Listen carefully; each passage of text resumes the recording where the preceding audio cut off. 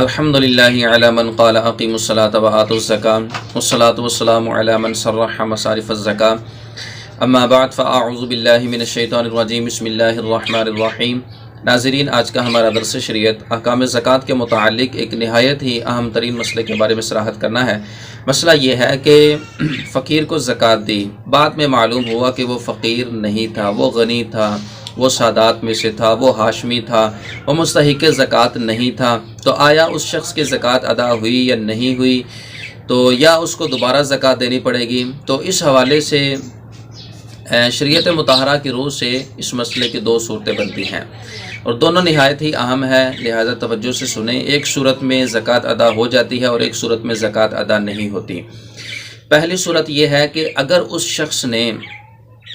اس فقیر کو زکوٰۃ دینے سے پہلے سوچ و بچار کی ہے، اس نے تحری کی ہے، اس کا ظن غالب اس بات پہ ٹھہرا ہے کہ یہ مستحق زکوٰۃ ہے، یہ فقیر شرعی ہے، لہذا اس کا جب ظن غالب بن گیا کہ یہ واقعی مستحق زکوٰۃ ہے، اس نے اس کو زکوٰۃ دے دی۔ اسی طرح اس نے اس فقیر کی ظاہری حالت کو دیکھ کر زکوٰۃ دے دی کہ اس نے فقیروں والی حالت اپنا رکھی ہے، غریبوں والی حالت اپنا رکھی ہے۔ ایسی حالت اغنیاء کی نہیں ہوتی، ایسی حالت جو ہے وہ امیر لوگوں کی نہیں ہوتی، لہذا اگر اس نے اس کی ظاہری حالت کو دیکھتے ہوئے بھی اس شخص کو زکوٰۃ دے دی کہ یہ مستحق زکوٰۃ ہے، تو ان صورتوں کے اندر اس شخص کی زکوٰۃ ادا ہو گئی، اس کو دوبارہ زکوٰۃ نہیں دینی پڑے گی۔ دوسری صورت اس کے اندر یہ ہے کہ اگر اس شخص کو شک تھا کہ یہ پتہ نہیں فقیر ہے یا نہیں ہے،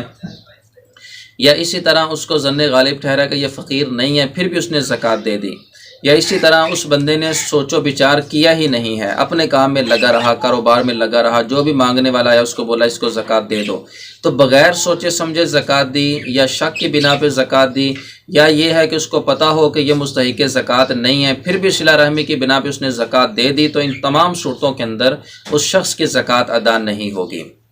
ان تمام صورتوں کے اندر اس شخص کی زکوٰۃ ادا نہیں ہوگی۔ ہاں، ایک صورت میں ادا ہو سکتی ہے کہ وہ بعد میں واقعی مستحق زکوٰۃ نکل جائیں،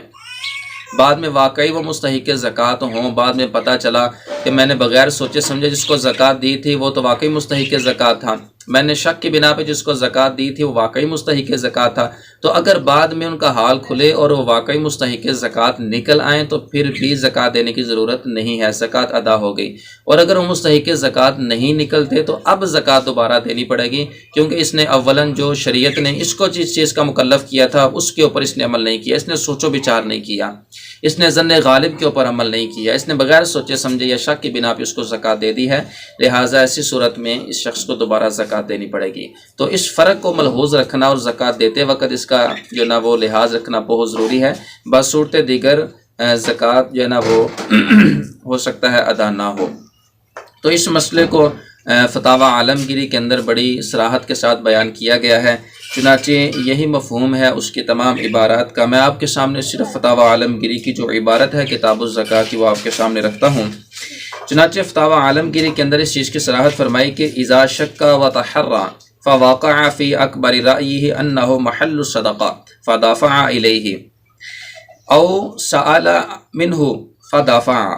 او رآہ فی صف الفقراء فدافع فإن ظہر انہ محل الصدقہ جاز بالاجماع وکذا ان لم یظہر حالہ عندہ۔ اسی طرح اگلی عبارت میں فتاوی عالمگیری کے اندر ارشاد فرمایا الباب السابع فی المصارف